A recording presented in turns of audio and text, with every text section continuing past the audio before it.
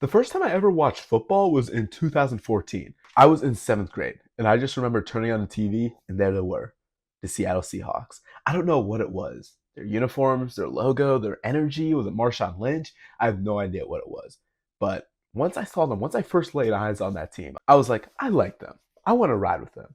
And from that moment, I was a Seahawks fan, and I rode with them all the way to the end. Miraculously, they made it to the Super Bowl, but there was only one obstacle standing in their way.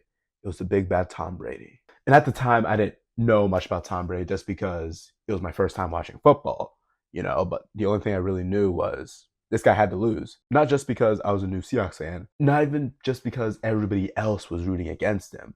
That was the main narrative against Tom Brady. This guy has to lose. He always wins. He has to lose. But also at that point, I had a friend who was a diehard Patriots fan. And I'm not going to lie, he let everybody know that he was a diehard Patriots fan.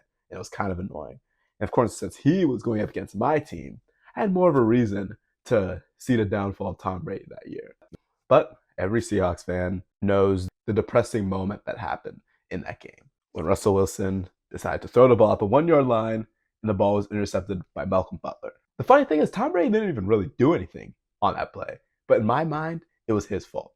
And from that moment, Tom Brady kind of became an enemy to me. He had to lose. But here's the thing, he didn't. Even though he didn't win every single season after that, he won a lot. He just kept winning, winning, winning, and winning. It felt like every time I turned the TV, even though, once again, it's not like he was winning every single game he was in, but it felt like it because of how many wins he accumulated in such a small amount of time. But the funny thing is, he kept winning, and something kind of changed. I went from wanting to see this man's downfall to really respecting him. I kind of started realizing that, yeah, this guy's not lucky. He's just built different. His mindset was on a whole other level. And I think part of it had to do with learning more about his story.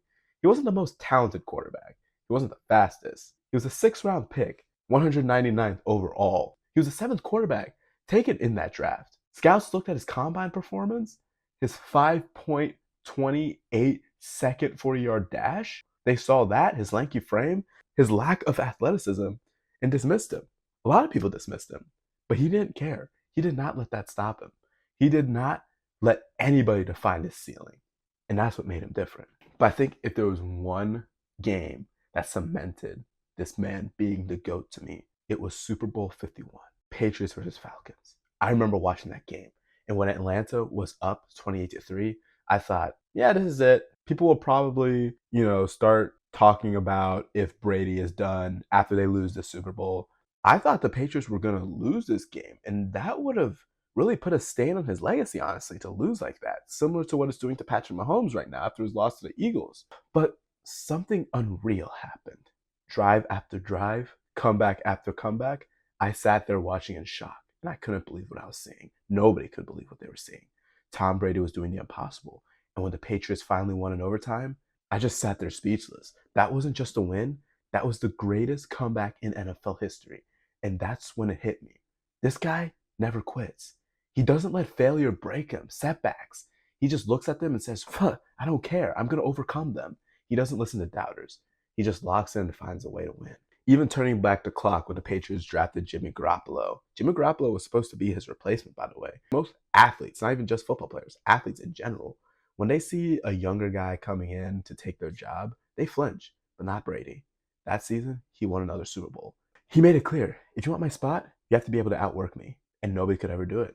That's the kind of competitor he was. Then came the biggest test of his career.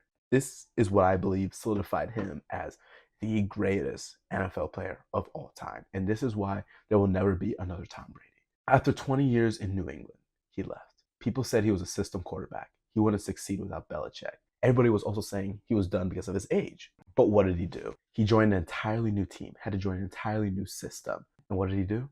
He led them to the Super Bowl. At age 43, beat Patrick Mahomes, who was supposed to be the next Tom Brady, the new GOAT. That was the moment I knew that this guy wasn't just great, he was inevitable. No matter what challenge he faced, he always found a new way to win. So what can we actually learn from Tom Brady? Because yeah, we can admire his success, but what's really important is why he was able to dominate for over 2 decades. It all comes down to mentality. One, he outworked everybody. He was watching film at 4 a.m. while other guys were sleeping.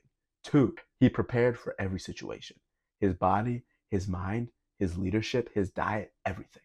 And 3, he never got comfortable. Even after 7 rings, he still played like he had something to prove. That's the difference between being good and being great. And it's something we can all apply to our own lives. Whether it's sports, business, school, anything in life, success comes down to discipline, preparation, and the belief that no matter what, you will find a way to win. It's funny because over the years, my feelings about Tom Brady completely changed. I was a hater of Tom Brady. At some point, you just have to appreciate greatness. And more than that, you have to learn from it. Because at the end of the day, the mindset that made Tom Brady the GOAT is the mindset that can make you successful too. So, are you willing to adapt Tom Brady's mentality?